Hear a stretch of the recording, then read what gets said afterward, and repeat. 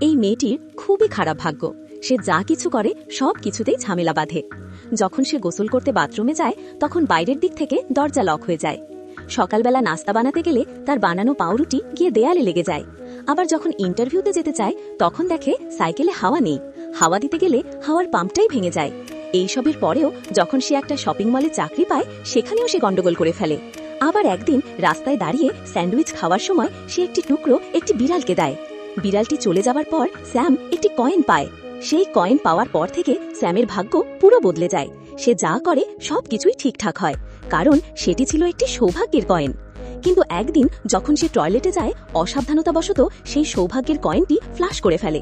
তখন আবার তার জীবনে দুর্ভাগ্য ফিরে আসে। এরপর সেই একই কালো বিড়ালটি আবার তার সামনে আসে। বিড়ালটিকে দেখে স্যাম তাকে বলে, আমাকে আরেকটি সৌভাগ্যের কয়েন দাও। কিন্তু সৌভাগ্যের কয়েনের নাম শুনেই বিড়ালটি দৌড়ে পালাতে শুরু করে। স্যাম তাকে অনুসরণ করে, কিন্তু বিড়ালটি প্রতিবারই সৌভাগ্যের কারণে বেঁচে যায়। ঠিক তখনই স্যাম একটি আশ্চর্য বিষয় দেখতে পায়। পরবর্তী পর্ব দেখতে লাইক ও সাবস্ক্রাইব করে রাখবেন।